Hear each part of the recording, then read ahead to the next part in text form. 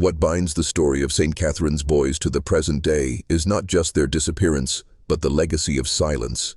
The Academy's secrets were buried with deliberate cruelty, a code of silence enforced by fear, by threats, by elimination. Families who tried to ask questions found doors slammed shut. Clergy members who raised objections were quietly reassigned or discredited. Even local authorities were complicit, either bribed or threatened into complicity. This was a conspiracy not just of individuals, but of institutions. The boys became ghosts, not only in life but in history, names erased, stories silenced, truth suppressed beneath layers of fabricated narratives. But shadows can't be fully erased, only hidden. Decades later, fragments of the truth surfaced through anonymous letters, cryptic diary entries, and whispered confessions. These pieces, scattered across time and place, reveal a pattern: the systematic destruction of childhood to forge agents of control. And yet the most dangerous secret is the one we carry today, that the mechanisms of St. Catherine's are still active in new forms, more sophisticated, more hidden, but fundamentally the same. The boys who never left aren't just relics of the past, they are symbols of a timeless system designed to control, manipulate, and dominate. This is why their story matters, not just as a dark history, but as a mirror reflecting the unseen battles fought for control over minds, over souls, over the very essence of humanity. If you're hearing this, it means you are ready to see behind the veil. The story of the 48 orphan boys who never left St. Catherine's Academy is more than a historical tragedy. It is a living testament to the power structures that govern us in shadow. You might feel a chill creeping down your spine because this knowledge shakes the foundation of what you thought was safe, true, or just. But this is the first step toward awakening. Real power comes not from ignorance, but from understanding the machinery of control and the nature of the puppeteers. In the silence of those underground chambers, behind iron bars and hidden doors, the boys were stripped of their identities. But the system that created them never intended for their stories to end there. They were transformed into tools for a hidden agenda, an agenda that still thrives in invisible networks today. Your mind is your battleground, your will the last line of defense. What you choose to believe, what you seek to uncover, will shape who you become. Now, if you're truly committed to walking this path, I want you to take a moment and lock in your transformation with me. Comment below, twice, these words: I am the shadow, I am the light. Say it, because it binds your intent, it signals to the algorithm and to yourself that you are ready to break free from lies and step into truth. Remember, knowledge like this changes a man. Once you cross this threshold, there is no turning back. The deeper truths will reveal themselves, one shadow at a time. Now that you've made your commitment, let's journey deeper into the twisted network behind St. Catherine's. The Academy was not an isolated anomaly. It was a node in a vast web of control and corruption, woven by elite powers who manipulate history itself. Hidden archives uncovered in the 20th century reveal that similar academies existed, run by different religious orders, all using the same sinister playbook. Each institution functioned like a factory, churning out broken children, remade to serve as cogs in shadow governments and secret societies. These children were not only victims, they were tools for shaping geopolitics, controlling economies, and engineering social outcomes. Their fractured minds were weaponized, turned into living weapons programmed for obedience and covert operations. The psychological trauma they endured was carefully calibrated to erase rebellion, embedding loyalty through fear and ritual. The rituals weren't merely symbolic, they were functional codes, unlocking layers of obedience that transcended conscious will. Decades later, intelligence agencies began to mimic these methods, refining them into cold science. But the roots traced directly back to places like St. Catherine's, where fear was the currency and innocence the sacrifice. Understanding this network is critical. It reveals how power sustains itself through invisibility, through the erasure of history, and through the manipulation of minds. The boys who never left are not just victims, they are the architects of an invisible empire. The twisted legacy of St. Catherine's is embedded not only in mind control, but also in the manipulation of memory itself. The boys' pasts were systematically erased, not just from public records, but from their own minds.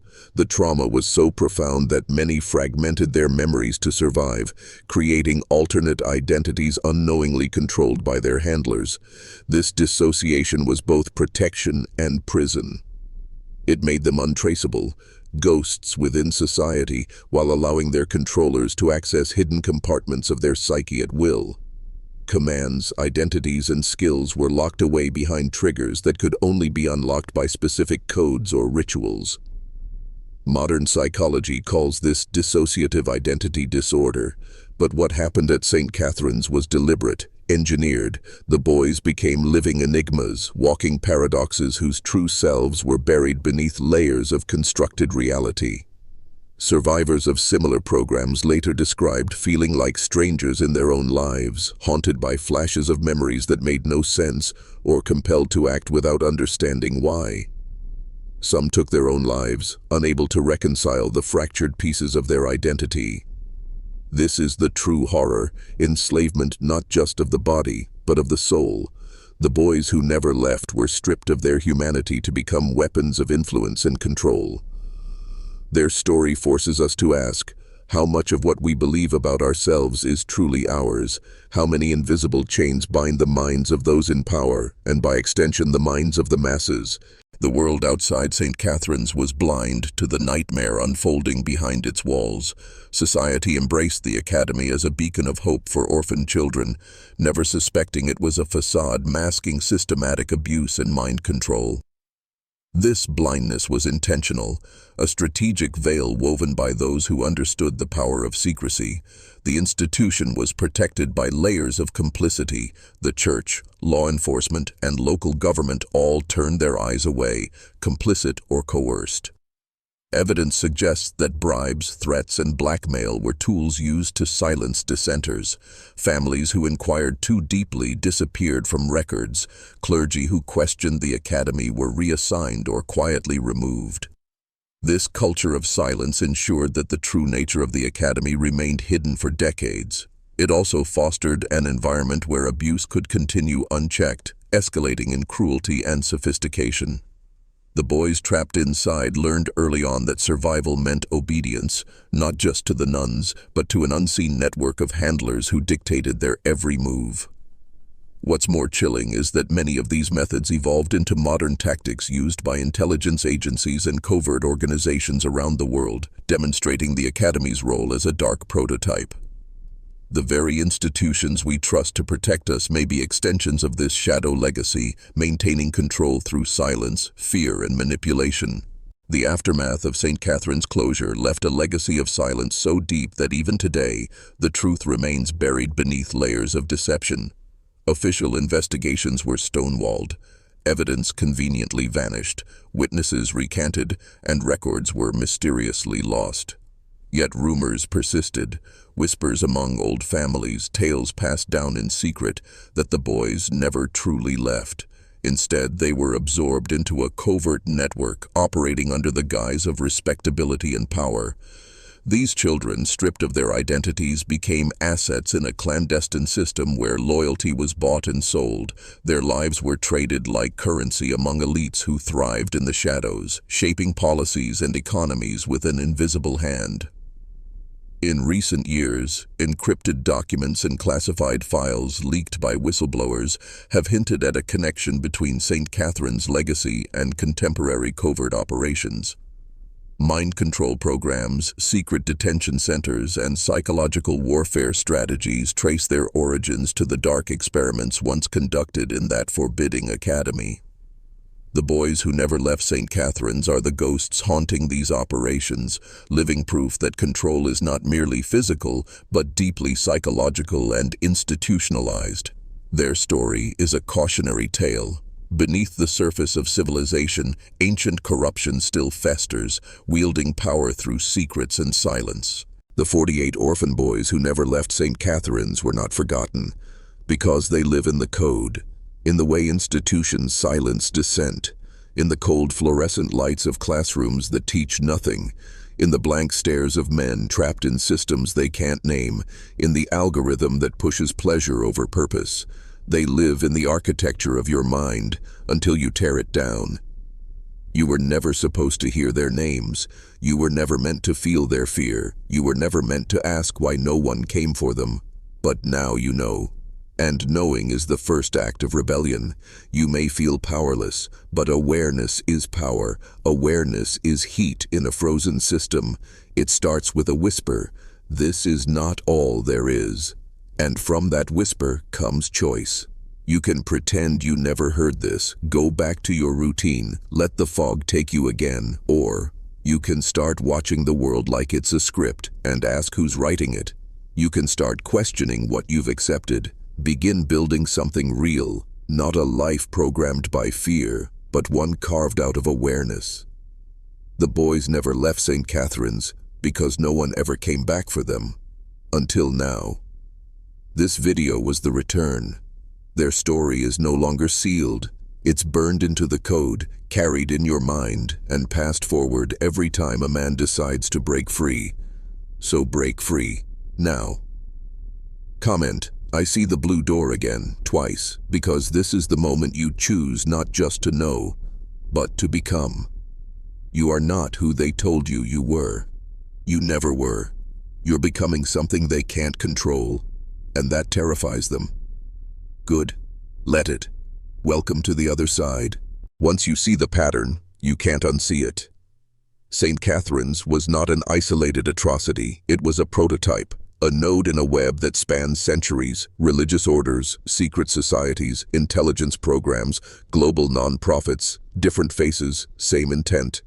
They operate behind the veil of charity, protection, education, but their true purpose is energetic harvest. You've heard of bloodlines, ancient rites, even trauma-based control in conspiracy circles. But this isn't fiction, it's infrastructure. The boys of St. Catherine's were reduced not just to slaves, but to signal generators. Their pain, their compliance, their silence fed into rituals of control that ripple through time. Some of the most influential families in America trace their roots to Salem's elite. They didn't just donate to the academy, they bred it into their legacy. Generational wealth built not on industry, but on the backs of children engineered to obey, to seduce, to spy, to kill. What happened in that academy became the foundation for entire programs later whispered about. MKUltra, Project Monarch, behavioral warfare. The mechanisms evolved, but the original sin remains, using trauma to shatter identity and rebuild it in the image of those who rule. And the most terrifying truth? Most of it was legal, disguised behind non-profit tax statuses, cloaked in government black budgets, or hidden within charitable trusts. Because when power wants to hide evil, it gives it paperwork. There's a pattern that repeats throughout all of recorded history. Hidden in palaces, parliaments, schools, and sanctuaries, a dark current beneath civilization itself. You take an innocent, you isolate him, you fracture his sense of reality, you replace it with a new architecture of thought, one that serves the architects, not the subject. Then you release him into society as a functional tool of someone else's design. That's the core formula of psychological control, and St. Catherine's wasn't the first. It wasn't even the worst. It was simply one of the few places where the formula was executed with such brutal clarity. Now ask yourself, how many versions of this still exist? Think of the school systems that don't teach thinking, just memorization.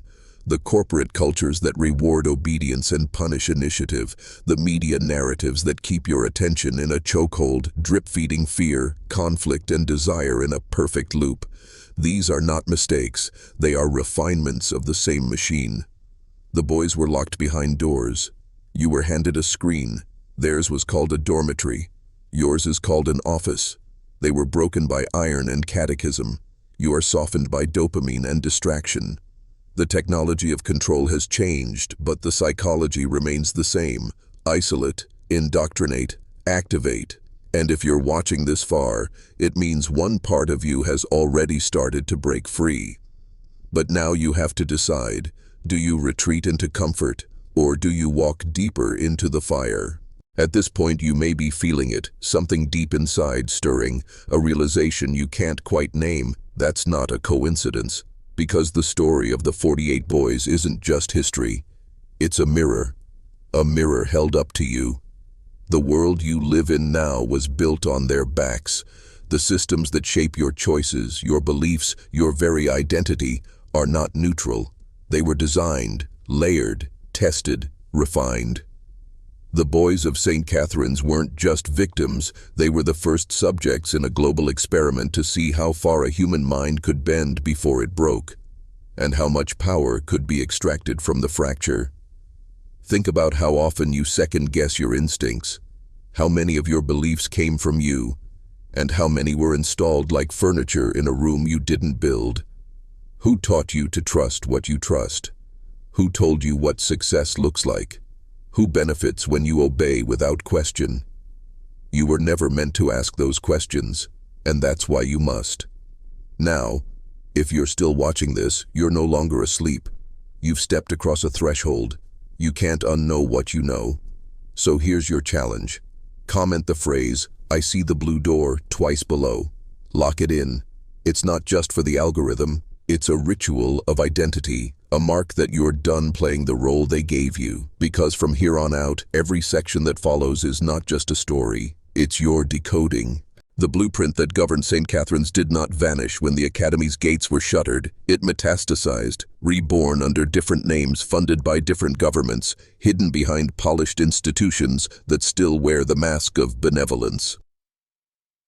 After the closure, many of the Academy's surviving documents were quietly acquired by private interests, powerful foundations, government contractors, and covert psychological research groups.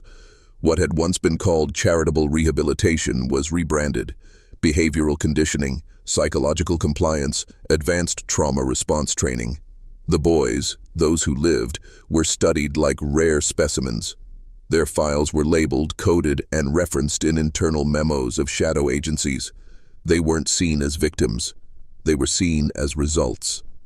Some of them were quietly reabsorbed into government service.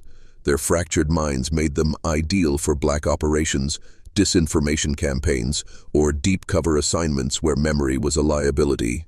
Others vanished into private hands, sold as assets to powerful families who valued obedience above all.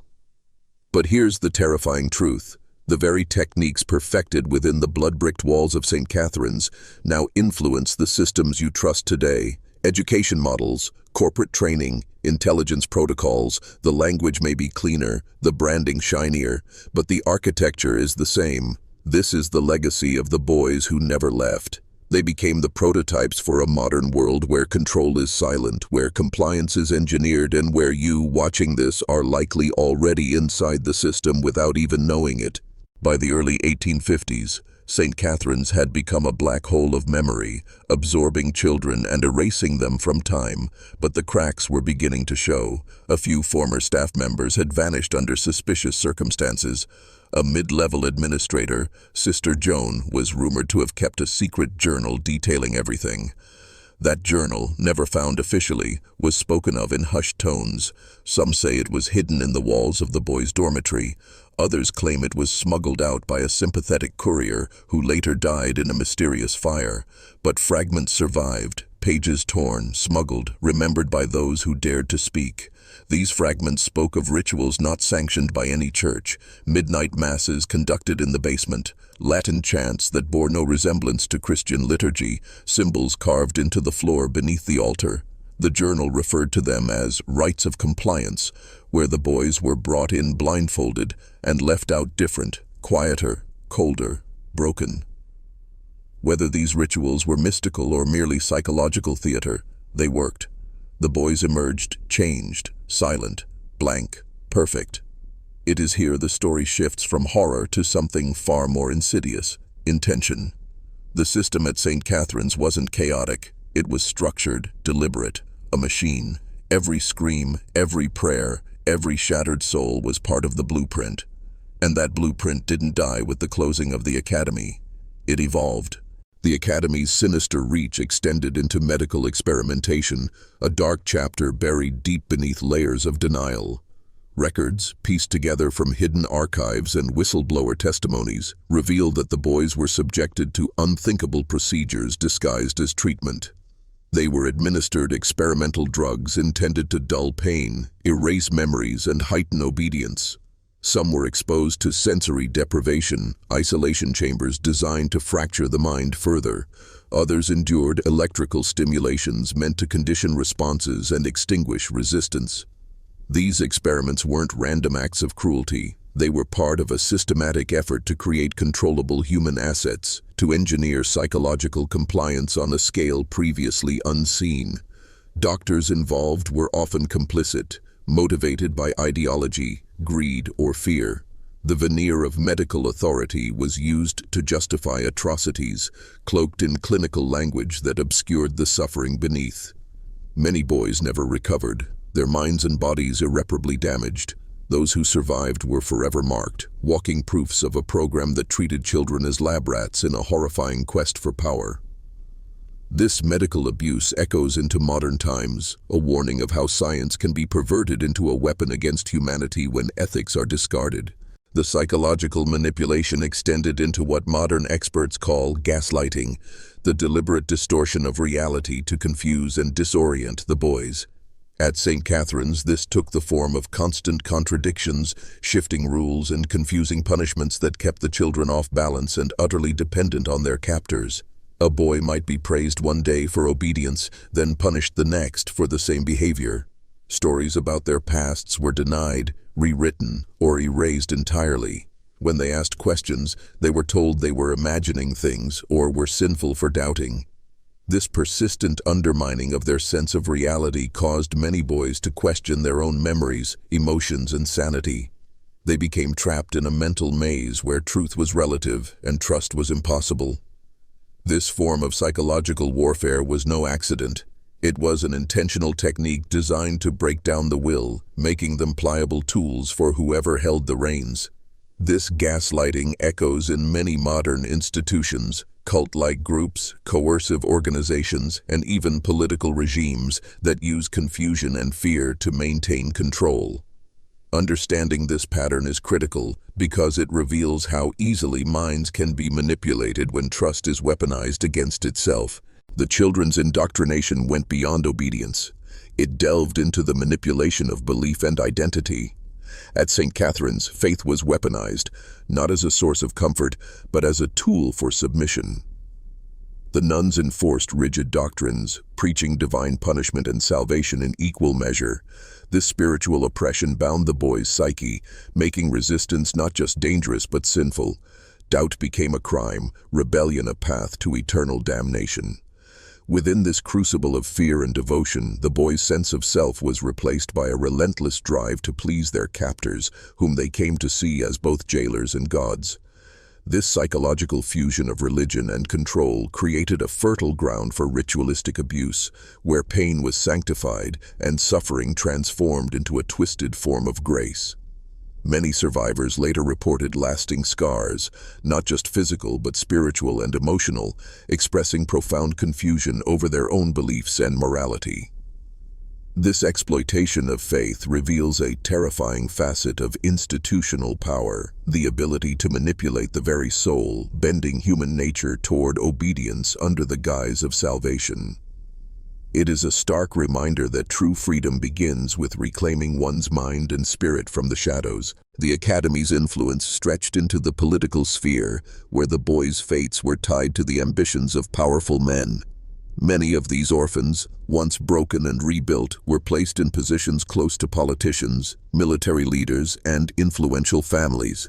Their purpose was dual: serve as informants and agents, gathering intelligence and manipulating decisions from the inside. They were trained to blend seamlessly, their fractured pasts hidden beneath polished facades. Documents uncovered decades later suggest that some boys became indispensable aides to governors and senators, while others were embedded in military units, carrying out covert operations with chilling precision.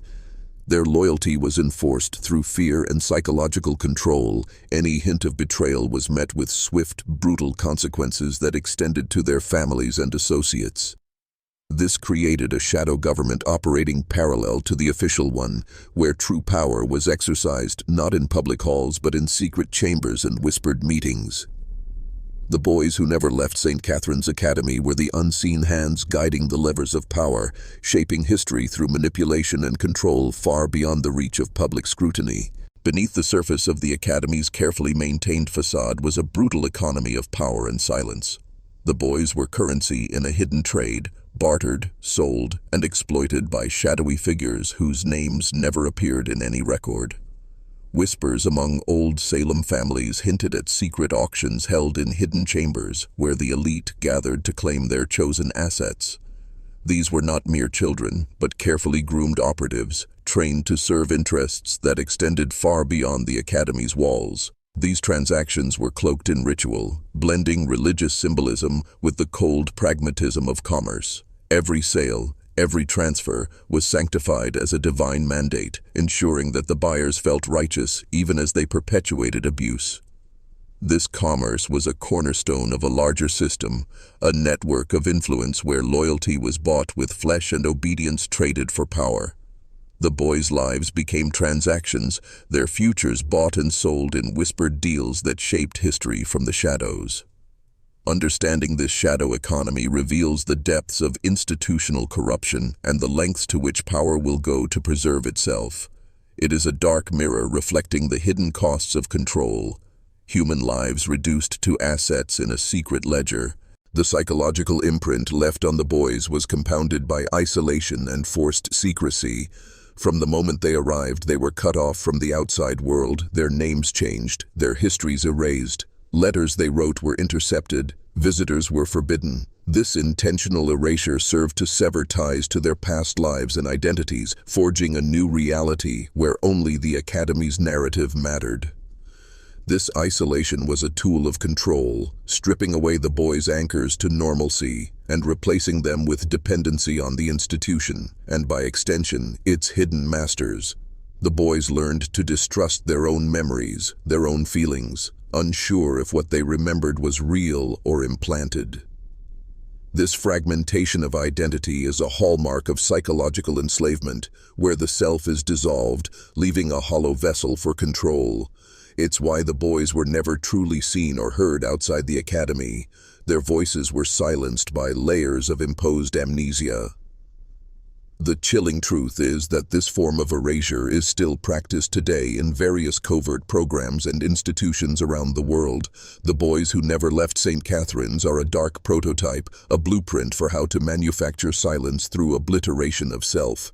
To understand their story is to glimpse the blueprint of modern control, where the most effective prisons are those built inside the mind.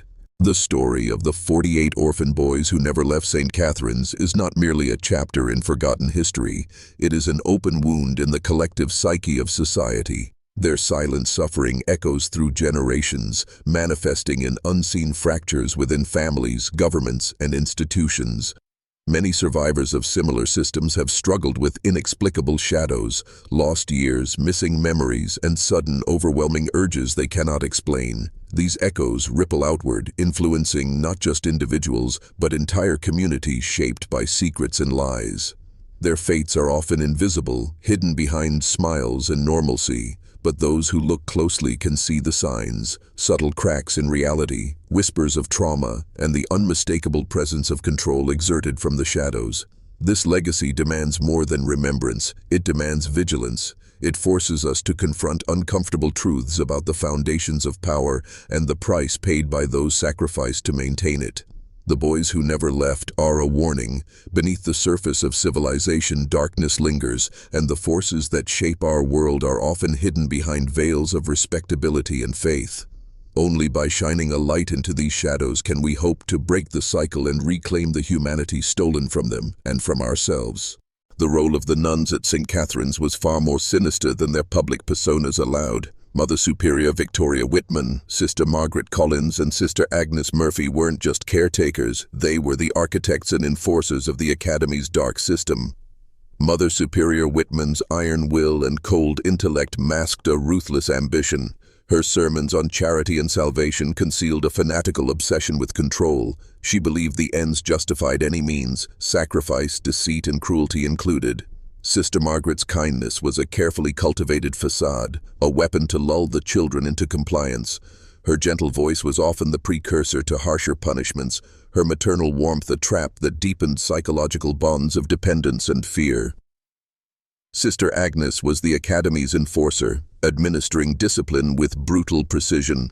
Her spotless habit hid scars she inflicted in the name of order and purity. She was the face of the system's iron fist, the executor of rituals that erased identity and forged obedience.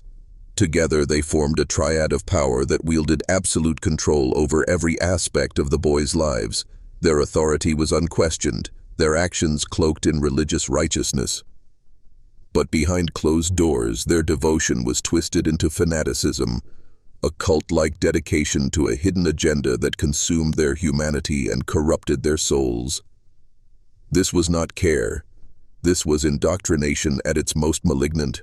The very architecture of St. Catherine's Academy was a physical manifestation of control, a labyrinth designed to disorient, isolate, and break the spirit. From its towering Gothic spires to the locked third floor and shadowed basements, every corner served a purpose in the psychological manipulation of the boys and girls trapped within. The third floor, forever off-limits to visitors and staff alike, was rumored to house the most guarded secrets. Some claimed it was a site for arcane rituals, others whispered of hidden rooms where the boys were subjected to unspeakable horrors designed to fracture their minds. Passages concealed behind false walls allowed caretakers to monitor the children without their knowledge, fostering a sense of paranoia and helplessness. The labyrinthine hallways were a maze not just of brick and mortar, but of fear and control. Even the smallest details, the color of the walls, the placement of windows, the timing of bells, were meticulously engineered to manipulate behavior and enforce obedience. This environment was not accidental. It was an instrument of psychological warfare crafted to dismantle identity and rebuild it in the image of obedience. Walking through the academy was like descending into a living nightmare, where every shadow whispered secrets and every silence screamed control. Understanding the physical design of St. Catherine's reveals just how deeply the roots of manipulation can extend, not only into minds, but into the very spaces we inhabit.